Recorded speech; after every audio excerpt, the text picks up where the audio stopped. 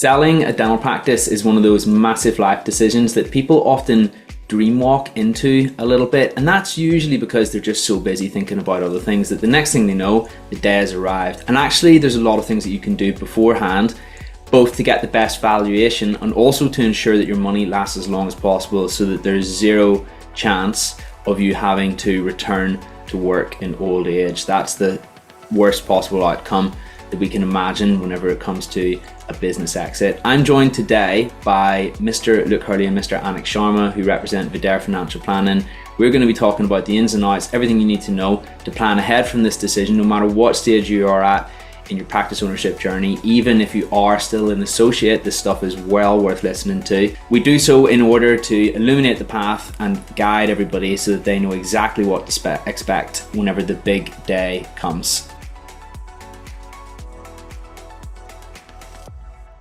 All right, guys, welcome to another webinar this beautiful Wednesday evening on selling your dental practice and how to get the best deal and the things that you can do beforehand, long before that day comes, that conversation comes, because believe it or not, it's never too early to put in prep. And then also, as well as that, what happens afterwards too, because oftentimes, and I see this all the time, I literally had a conversation with a practice broker the other week who said that he held his hands up and said, I really deliberately don't get involved in what happens after someone sells the dental practice. They just go and talk to their accountant, and the clue's there already. Like, the accountant is just there to minimize tax, maybe a little bit of tax planning as well. But what about how we get the cash to, first of all, protect its value, as in protect it against inflation, and then second of all, how do we siphon off some sort of residual income from the cash afterwards so that we know that we can get our money to last as long as possible. We know we can get the biggest bang for our buck. Anyway, without further ado, that is what tonight's webinar is about. I am joined by two financial planners, Mr. Luke Hurley and Mr. Anick Sharma. Both of those financial planners represent Vidare Financial Planning, and we're all here today to learn about what we can do beforehand when it comes to selling a dental practice, during selling the dental practice, and after as well. Look, Anick, anybody like to step up and take the lead from the get-go? Cheers, James. I'll take this one. Hey, everyone. So it's selling a practice, selling your business. It's such a huge emotional and life-changing event. It's that whole adage of failing to prepare. It's really important to get all your ducks in a row and not rush into anything. Look, We'd like to split this up in three different phases. So plan, protect, and invest. The opportunity cost of rushing into any irreversible changes versus, say, going into some sort of suboptimal allocation or locking money away, it's not worth it. It's so important to get everything sorted, give yourself the space, the breathing room, and plan each decision diligently. We don't want to be going chasing the best rate or the best fund or whatever that even means from day one. Now, we will come on to a cash flow model later on, but a lot of this work, the planning, the prep, it's all underpinned by looking at your lifetime consumption. How much do you need now? How much do you need in the future? What about the future? What about if there is excess inheritance tax? All these sort of things.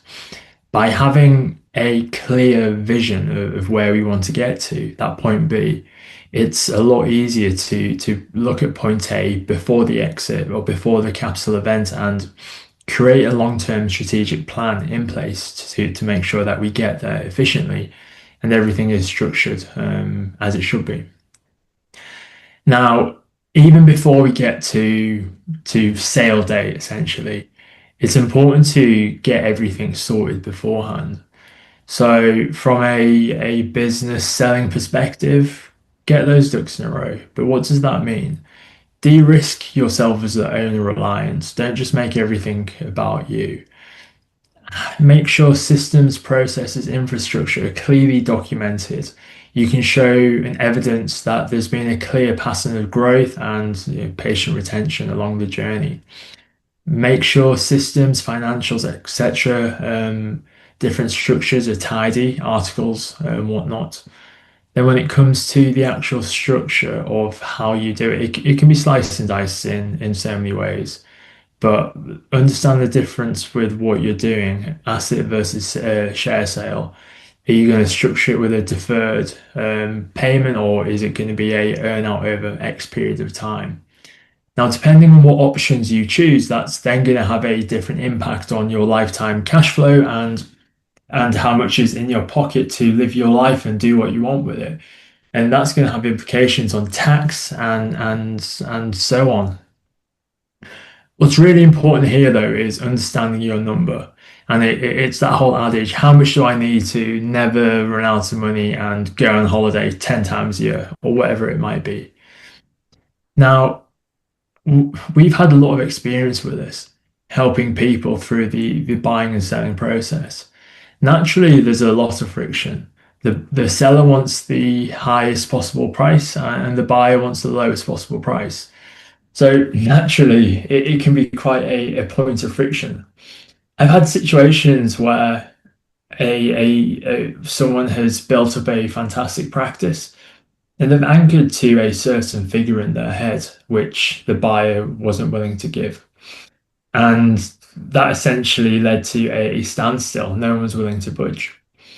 Now, having gone through the cash flow planning exercise and calculating lifetime consumption and what that number needs to be, it actually transpired that the individual needed a fraction of that amount. So they were tying themselves up in knots with a situation that didn't need to be there, adding a load of stress when it's not required. Going into that negotiation or starting the process, understanding what number you need to live out the rest of your life is so powerful, and having that in play is important before going down the journey. Speaking of the cash flow, Luke, I think you have a bit of a demonstration here. Yes, I do. Let me just share my screen. Just whilst that's loading, one thing that struck a chord as you were talking there about the importance of taking your time post, well, pre and post sale, but in particular post sale, not rushing into decisions. I've also encountered quite a few times the opposite of that, which is where people haven't necessarily done any planning and a large lump sum appears in their bank account and they might park it, as we'll talk about later, in somewhere relatively secure. But then they're overcome with analysis paralysis, where I've seen it as bad as money being sat there for 2 years post sale, because the individual is just not sure what to do with the cash and when to pull the trigger. And there's particularly around timing in the markets. Some people get very caught up in that, concerned, is this the right time to invest, or what happens if X, Y, and Z? Insert geopolitical event, events that happen every year consistently, and have done throughout time. And so, yes, 100%, you need to take your time and plot your course, but you also don't want to be on the opposite end of the spectrum where the money's sat there being eroded with inflation, like James mentioned at the start. Let me just find the right screen number 2. And hopefully, Yeah, we've got that. Can see why. Great. Okay, so for those that don't know, this is software that we use to help people plan their financial lives. Ultimately, it's financial planning software. Very powerful, has tax built into it, and this enables us to chart somebody's trajectory from the point at which we meet them through to, unfortunately, planning for when they pass away. Albeit we run these plans until people are age 100, because we don't know what the future brings. So what's on the screen at the moment is a timeline. Now this is for 2 clients looking to sell a practice, mid-50s. They've got one son who's currently at school and going to university, and you can see that we've broken up their retirement into different phases. The reason being, and that's quite a simplistic breakdown in truth for the purposes of this example, you don't spend the same amount of money throughout the course of your retirement. It's very much different phases. You're going to require different sums of money. Typically, in the earlier phase, you'll require more money. You're more active. There's a lot more that you want to achieve in that space of time. And as you get older, you tend to find your spending slows as you slow. and you might see it potentially plateau. There is evidence to show that you spend considerably less in your 80s than you do in your 60s. So it wouldn't be right for us to plan for a flat level of spending all the way through. So what we do is we put a timeline together for a client. This is different for every client. We put various markers for different events. So on here you've got their son starting at university and then graduating. There's a gift here, I believe, that they want to make to their son. There might be markers for different events, financial events. So this is the commencement of their 2008 NHS pensions. Had they membership in the 2015 section, there would be a mark on that for that event starting at their normal pension age. We have slowing down at age 80. We have additional care costs at in the last 5 years of life because, again, as I said, although spending might plateau, there tends to be a spike in some of these later years. And then we've got here Financial Independence Day, the point at which they want to be able to sell their practice. And so everybody's plan looks slightly different, but we work with clients to work out what their vision is and what those milestones look like and what those milestones are likely to cost. Those milestone goals could be anything that you envisage spending money on in the future.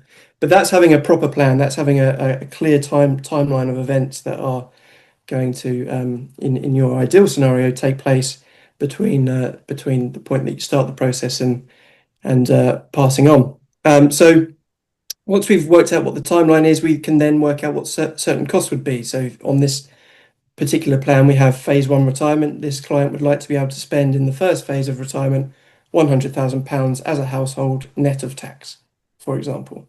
I'm not saying that that's the amount that everybody should aim for in retirement. And actually, if you look at the national statistics, it's considerably less than that. A comfortable retirement nationally, a top tier retirement, if you look at the data, the suggestion is that that's around about £60,000 a year, £5,000 a month net of tax.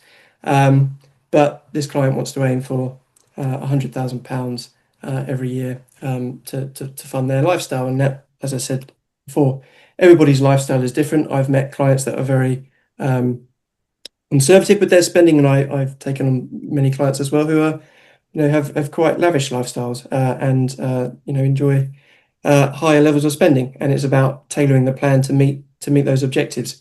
So we've got phase 1, phase 2, the spending dropping down. There's a gift there to their son. We'll talk about gifting in a moment. There's some care costs, £1,000 a week per person in care. That's again a very prudent assumption. Typically, most people don't go into care homes, and if they do, they don't go for 5 years. But we would always be very prudent in how we make our assumptions and cautious. So once we've decided what the vision is and what the objectives are, we can plug in what somebody's financial situation is. We can talk about what's their current income before they're going to potentially sell. So they're taking drawings from the practice, from the limited company. They've got some rental income from a freehold property, or the practice building. They have a small amount in ISAs. They've got a main residence. They've got the practice freehold. And then I've left this number here blank in terms of the valuation of their practice goodwill for good reason. I'll come back to that in a moment. They've got 2 modest SIPs, which they're still funding, NHS pensions. They've got state pensions, which is a full state pension at the moment, is just under £12,000 per person per year. So it's important to factor that in. But once we know what those inputs are, we can then look at really how is that going to play out over time in terms of their cash flow, i.e. where is every year, so these lines here all represent an individual year's worth of spending. Where is the money going to come from as they move throughout their retirement? And on this plan, you've got the pink, which is the freehold rental income, because they've decided to hold on to the practice building, or maybe they've sold to a corporate who didn't want to buy the practice freehold, so they've held on to that and they benefit from the rental income throughout. They've got the navy blue here, which is their state pension. They've got the green, which is NHS pension. They've got the starting point here, which is when they're still working before they've sold, and here's some money drawn down from the SIP. But because we haven't currently plotted out what the proceeds from a practice sale are likely to be, you can see that there's a shortfall. You can see the spike in the later years for care costs. You can see the drop down here for the point at which they're we're assuming they're going to be spending less money in their 80s. You can see that the line is rising and it's increasing because of inflation, and there's a mechanism for us to make those numbers a bit more relatable by pulling that out of the plan. This looks fairly messy, and that's because they're taking money from SIPs, which is really the tax burden is potentially higher there because it's not optimized in terms of their withdrawal strategy. But it's a very basic example. Obviously, we go into a lot more detail for each client. But at that point, once we've got that position, we can actually, like Anick said, we can actually work backwards and see, well, what does the client actually need in terms of sale proceeds at the point of wishing to sell. So this client, for example, if they were to sell their practice at age 55, we can use the calculator to work out what amount of money they need net of tax in order to remove any shortfall. And that conveniently produces a nice round figure that we know that actually, if they were to raise those proceeds from the sale of their practice net of tax, that doesn't include capital gains tax on the sale proceeds, but it gives us a clear idea of what they need to bridge any shortfall. The second half of the equation, to go back, so let me just come back in here and say that the practice goodwill is actually worth £1 million.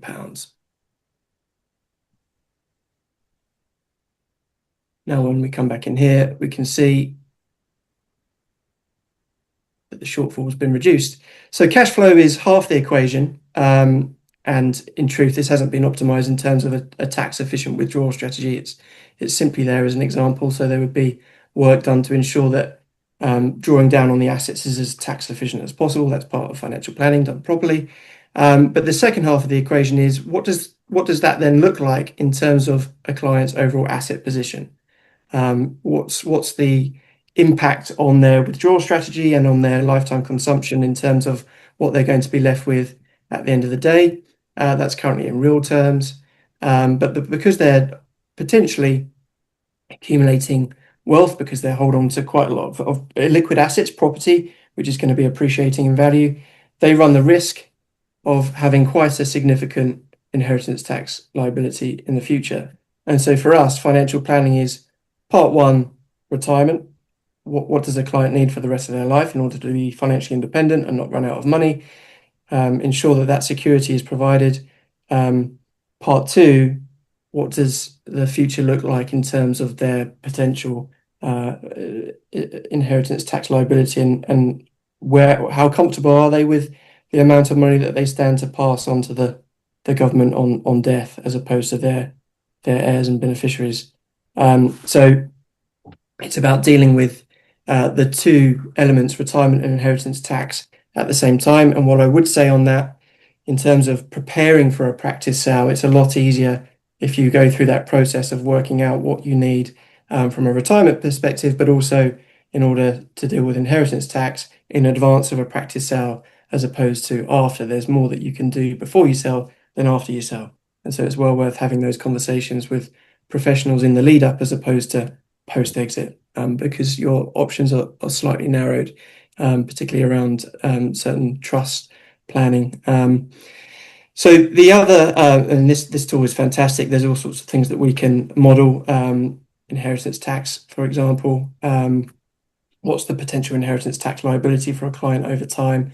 How's that likely to change? Well, when you sell your business, quite significantly, because if you've got a trading business, then that trading business, albeit rules are under review and changing in the not too distant future in terms of the actual finer details around this, but your trading business does bring with it inheritance tax efficiency. As soon as you sell that trading business, that money is going to be pulled into your estate, and your potential IHT liability, or your children or your family's IHT liability, is going to increase. And therefore, it's well worth having a strategy in place to ensure that you know what you're going to do. And that's not a one-off exercise. That's having a plan for a series of different actions that you're going to take, that you're going to carry out throughout the course of retirement in order to deal with that IHT liability. So really powerful technology that we use to deliver these financial plans. But as I said, the main considerations is know your number. have a plan around your lifetime consumption, how much money you need, the cost of your lifestyle for the rest of your life.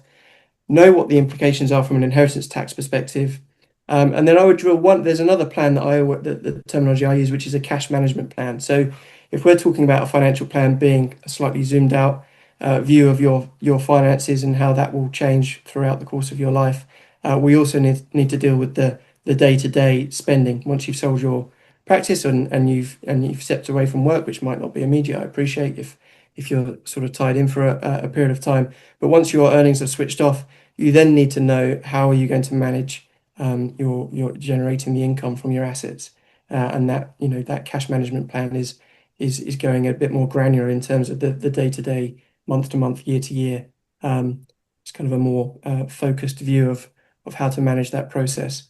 So that's how to, from our perspective, how to work out what your number is and go into those conversations in a more informed way to give you that reassurance that you know that you're on the right track and that you're going to have enough money. And as Anick said, that's going to also help in those negotiations if you really do know what your number is as you're having those discussions. I touched on it in terms of tax efficiency there, but obviously the taxes to be aware of, or at the point of sale, really for me, business asset disposal relief, clearly, which had recent reform and is obviously becoming less attractive over the next couple of years. But there is still a band there of gains that you can have, which is subject to a beneficial tax rate, and it's important that you utilize that. So it's well worth speaking with your accountant or your tax advisor in advance of any sale to ensure that you're going to get the full benefit from the relief that's on offer from a capital gains tax perspective. You get a nominal CGT annual exempt amount as well on top of that, £3,000, which is not going to go a very long way, but it does exist. We need to be aware of the rules around pensions. So lifetime allowance, the rules around that were changed, and in effect the lifetime allowance was removed. I'm not convinced that that's going to stay that way for the medium to long term, given the pressures that the Chancellor is under in terms of trying to find cash. But it's important to know what that is and should it be reintroduced. But there is also rules around how much lump sum you can take from your all of your pensions tax efficiently. So it's important to plan for that. Inheritance tax I've touched upon. It's important to know where you stand from an IHT perspective. Couple of other things in terms of kind of preparing for a sale. Obviously, you want to get the right people in. I touched on it there about tax advisor. For me, that's absolutely key.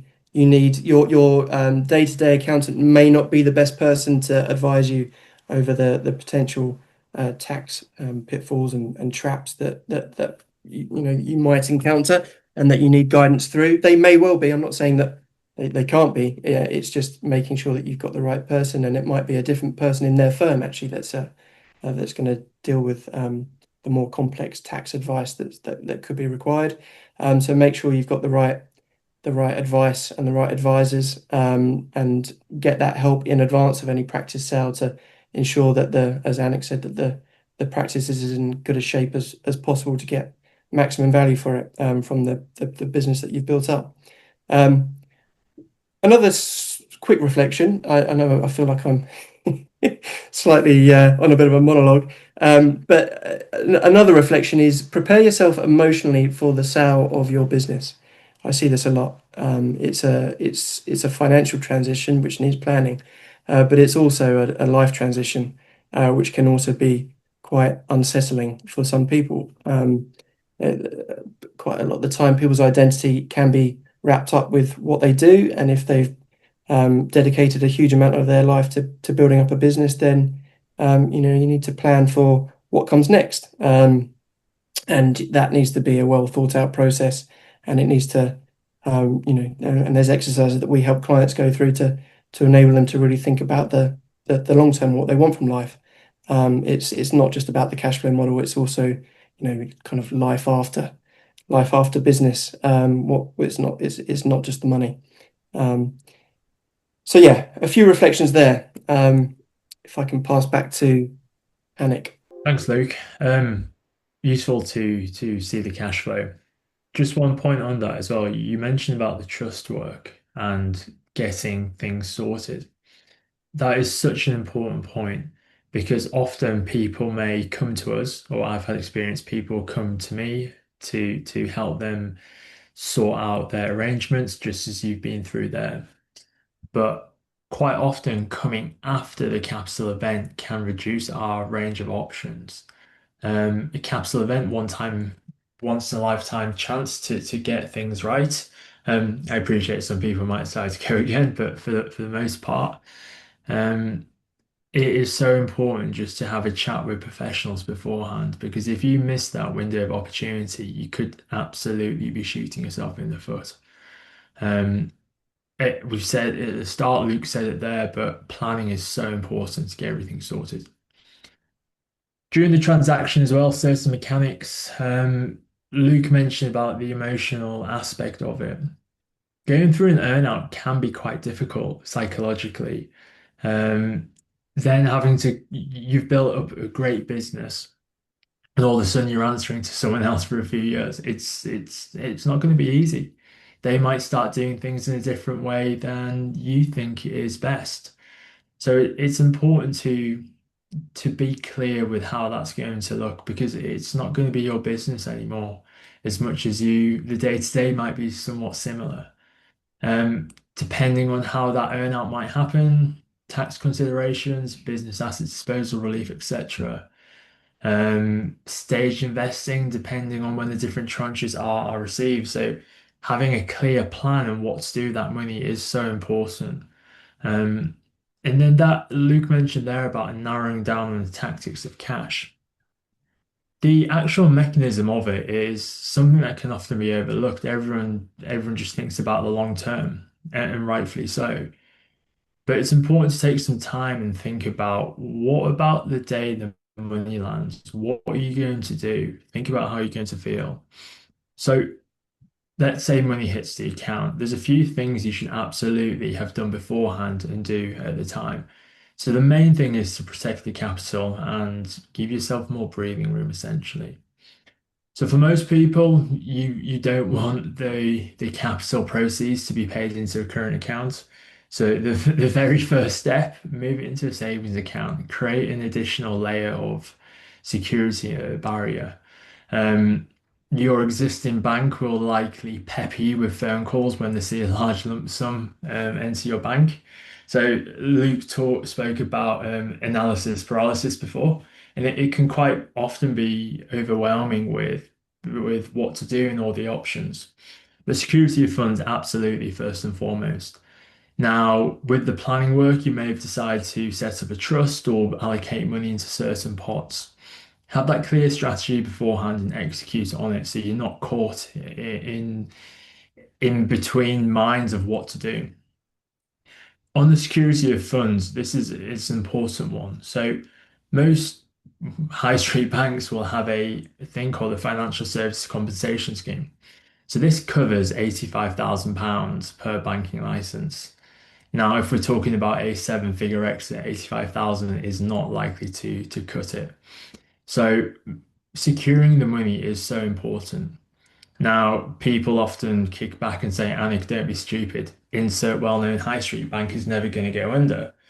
Well, everyone said the same about Credit Suisse, SVB, Lehman Brothers, and we know how that all ended. So that banking license risk can be mitigated.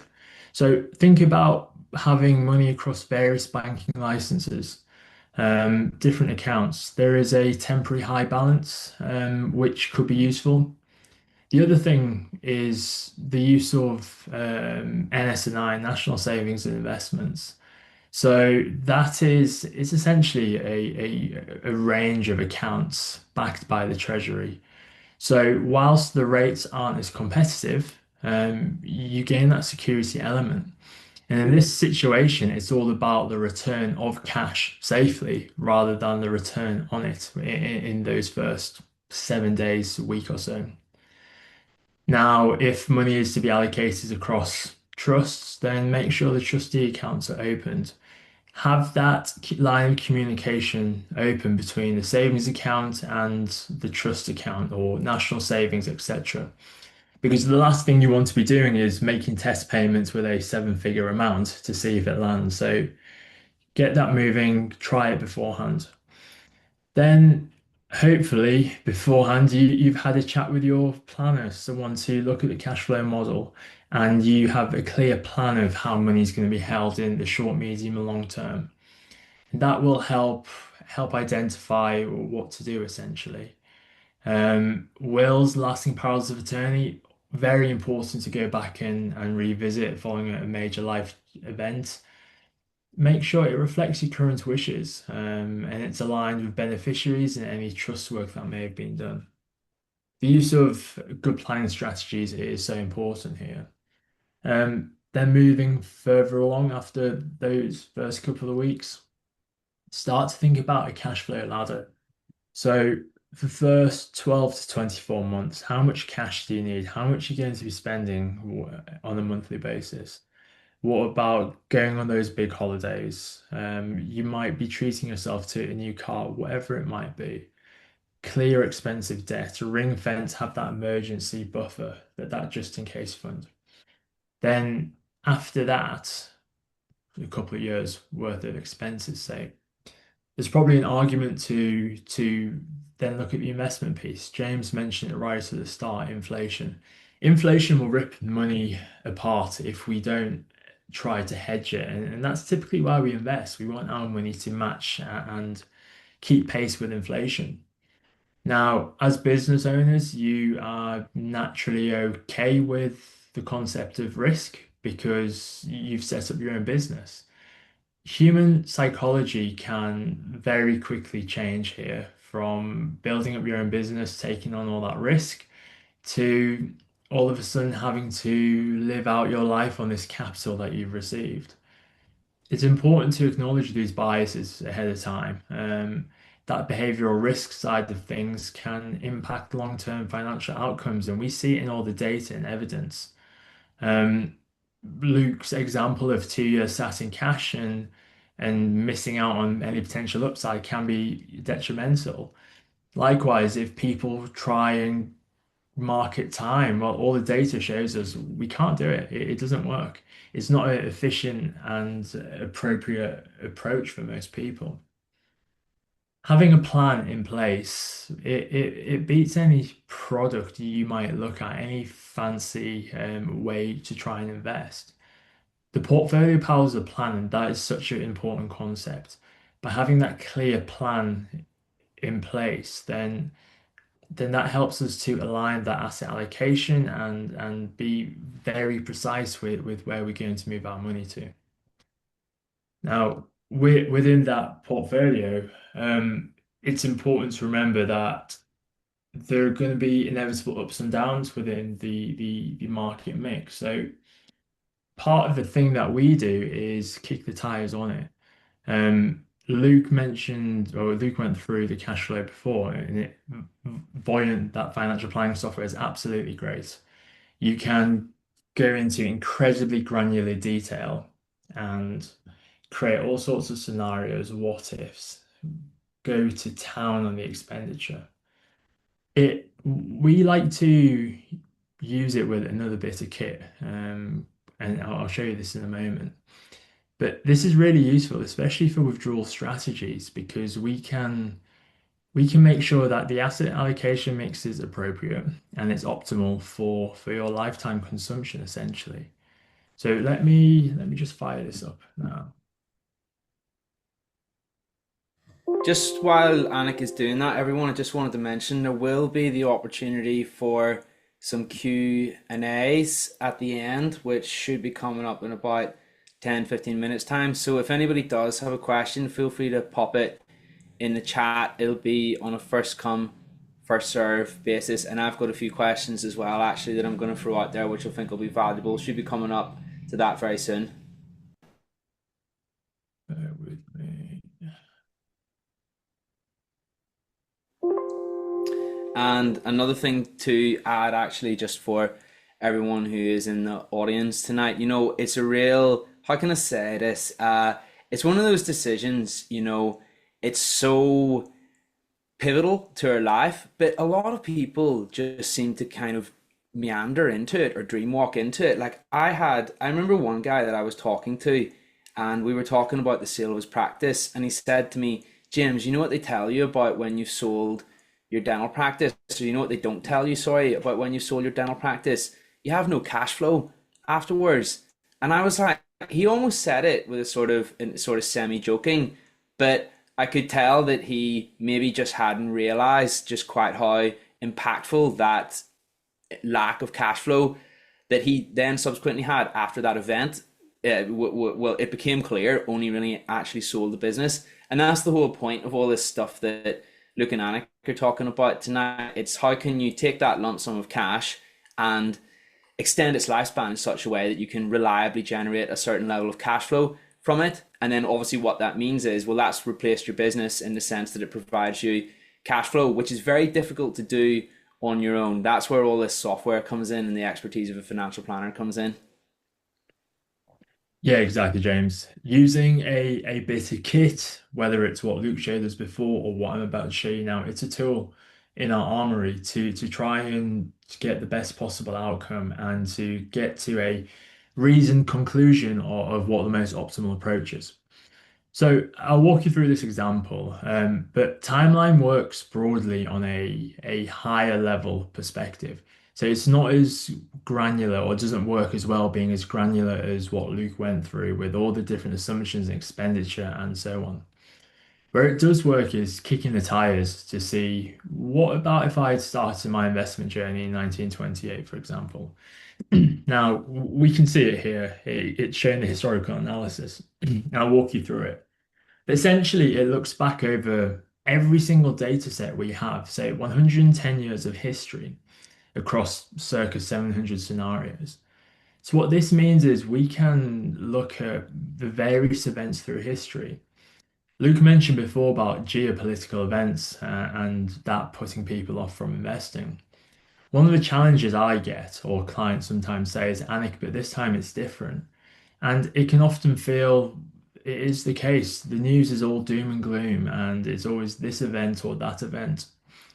Now, when you look at the data, markets continue to rebound and markets continue to reward long-term discipline. So as investors, for the most part, sitting tight and riding those storms, and it will be a bit of a storm depending on how we decide to allocate our money. Well, if we can sit tight, then our patience will be rewarded, and we'll have a look at some charts in a moment to have a look at this. So this is a John and Jane. So they've received their proceeds net of tax of £2 million here. We've allocated it into a 60% equity portfolio. So the decision with what portfolio to invest in, it's it's quite complicated. So we at the Dare adopt a three-dimensional approach. So the first is risk need, and that's very important. That's what rate of return do you need to never run out of money? Now, Luke mentioned some of the assumptions when he went through the cash flow, but within each account, there is a growth assumption. So depending on what that risk need is, will then depend on what portfolio we use and then what assumption we use as a consequently. So risk needs a mathematical construct, and if we need to have a try and go for an expected return that's not achievable, then there's a conversation there. But if the expected return to deliver our cash flow, our future life, the holidays, the gifts, the spending it, the living your vision, then that informs us on that first factor. The second dimension is risk capacity, and that's our ability to withstand short-term losses. So let's say for a moment, retirement, selling the practice, we're gonna take it all out as a lump sum and spend it in one hit for argument's sake. Now, if we had invested that money and the markets had dropped by 20%, let's say, that's a bit of an issue if we're going to withdraw it in one hit. Now, having the ability to withstand those short-term losses, it's important because what people fail to remember is that retirement's not a one-off event, it's an ongoing journey. So whilst someone might look at selling a practice in their 50s, like Luke said, we financial plan for people until age 100. So in that situation, what about the next 50 years of living? When we put it or frame it in that context, quite frankly, it doesn't matter how much markets go down over a week, a month, a year, 5 years, 10 years, when we've got 50 years in the equation. And then the third point or third dimension is attitude to risk, or as you may know it. We like to call it risk comfort because we view it as how comfortable you might feel with volatility, essentially. So we could create the most optimized portfolio on a spreadsheet. Great. The risk need is appropriate. The risk capacity is suitable too. If it keeps you worrying every night and you're not able to sleep and the portfolio, every movement, you're scared, then that's not really a great or optimized portfolio. So having something that you're comfortable with that meets the risk need and risk capacity is where we come at. So coming back into this example here, the 60% equity portfolio we have for this £2 million investment. This is in line with the client's risk comfort alone. Now, quite often traditional advisors will have you complete a risk-based questionnaire and it will come out at some sort of scale, or it'll say you are a cautious investor or aggressive or moderately balanced or whatever that means. And portfolio decisions can often be based on these descriptors, which in our view, it's not enough. Psychometric questionnaires and that subjective nature, depending on what's happened in that moment, can heavily influence the portfolio allocation. And if it hasn't been tested mathematically using these models, then we can quite easily be setting ourselves up for failure. So coming back into this situation, £2 million has been invested according to their risk comfort, which is a 60% equity portfolio. Now, if we have a look at some expenditure, like Luke says, we have a few different phases. So early retirement as at 2025, so they've just sold and the money has just been invested. They're going to be spending £120,000 inflation adjusted until 2035. From 2035 onwards, until 2050, sorry, it drops to £80,000 as they approach that later retirement. Things start to slow down a little bit, but not completely. And then from 2050 onwards, it drops to £55,000. It becomes harder to go down the stairs, never mind flying long haul across the world. As Luke mentioned, this is typical. We see expenditure trail off in later life. There's also a gift, so £60,000 they want to give to the kids at 2031. So coming back up here, we can see it saying that the plan is not very sustainable. So when we look at the further detail, we can see out of those circa 700 scenarios, in 437 of these scenarios, so 63%, no problem at all. The clients get to age 100 without running out of money. However, in 260 of these scenarios, or 37%, they actually run out of money. And we'll have a look at some charts in a moment. This is insightful, particularly as people give those concerns this time is different, or what about insert new geopolitical event. Now, throughout all these scenarios, we can see a bit of commentary here. So the worst case scenario, so if these clients had started their investment journey in 1915, by age 59, they would have run out of money. Now, the median scenario, so the 50th percentile, some would say the most likely, then they would actually be in all right. 1.7 million by age 100.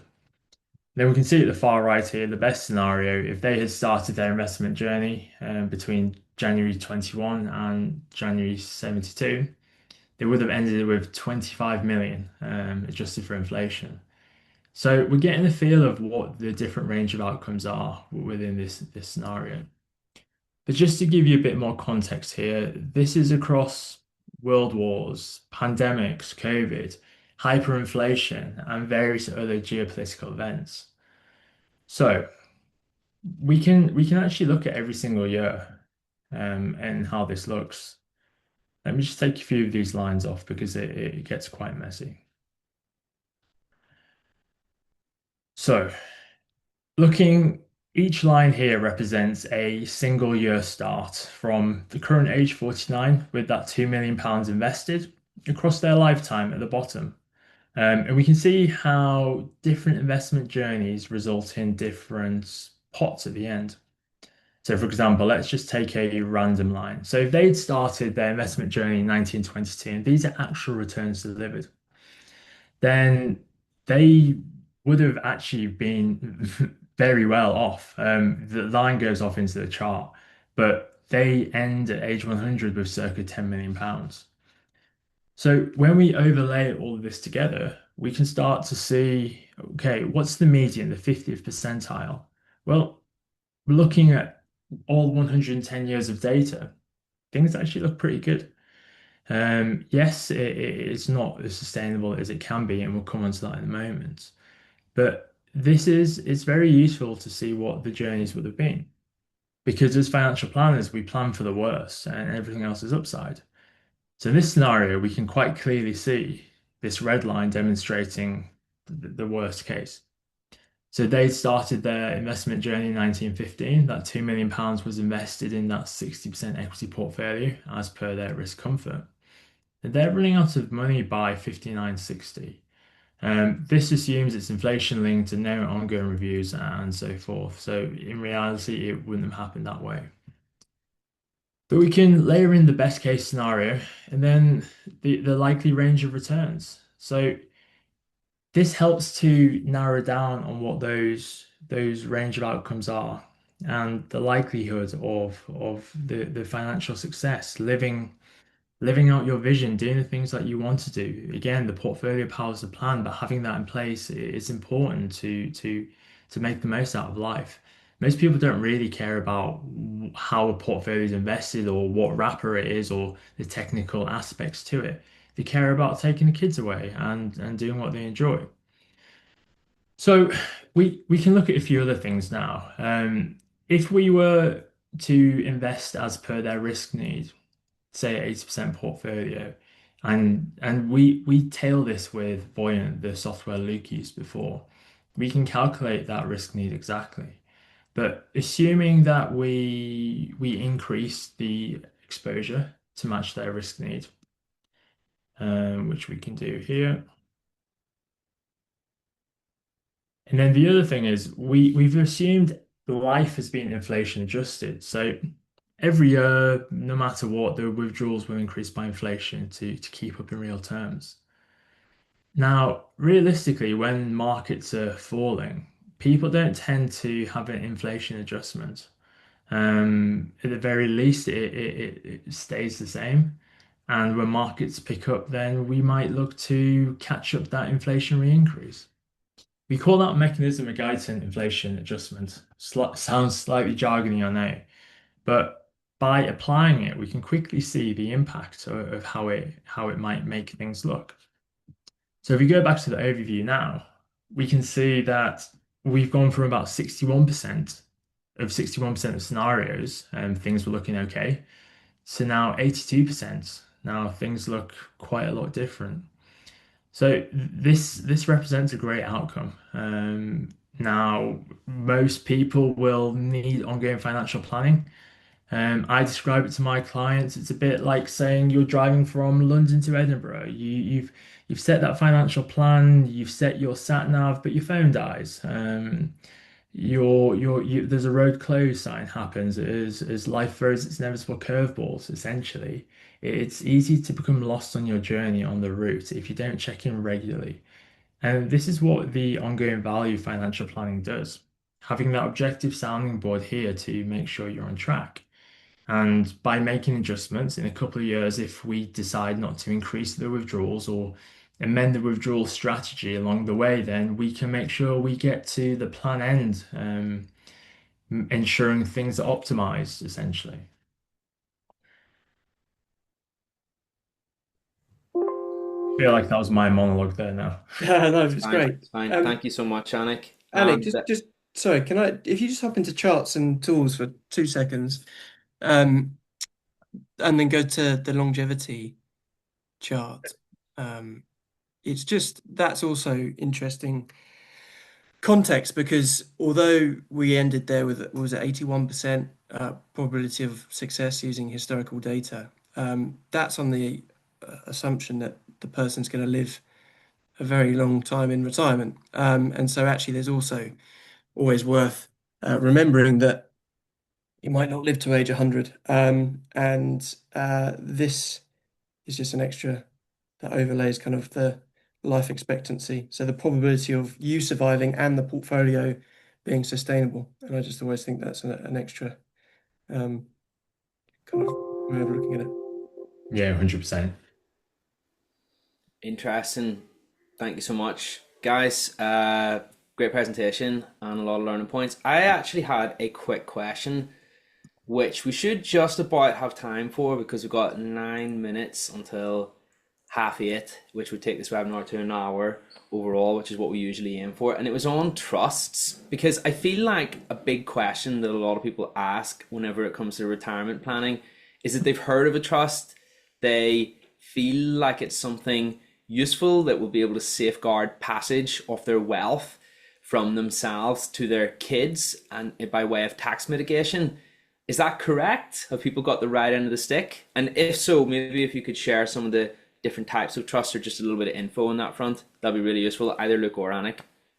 A trust is a completely separate entity, just as your company is a separate entity.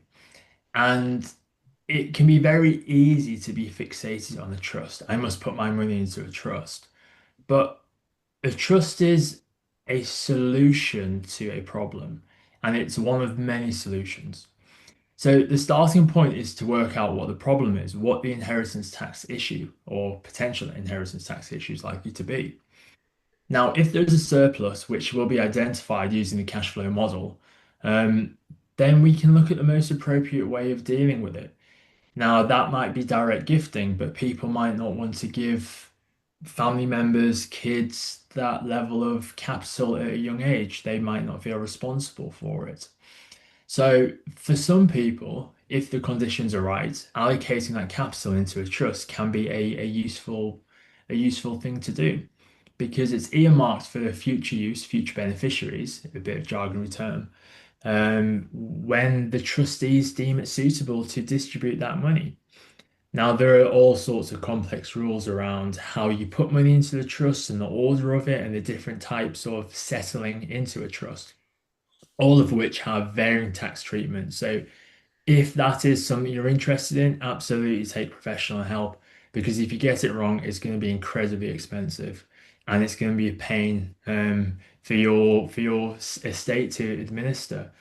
Now, depending on how you want that structured and what you want to do with that money and your wishes for it might lend itself to the sort of trust you'll use essentially.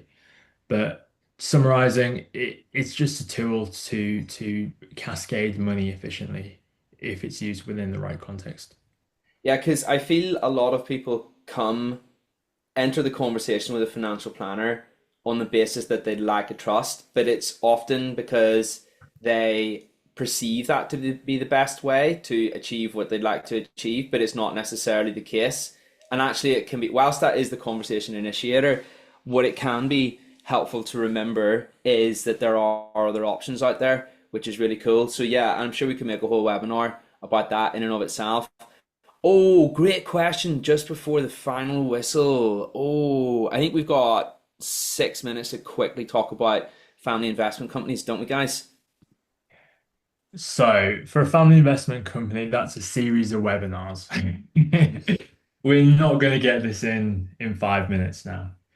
But essentially, Teresa, exactly the same principles. So, what's the issue we're trying to solve? For most people, that is inheritance tax.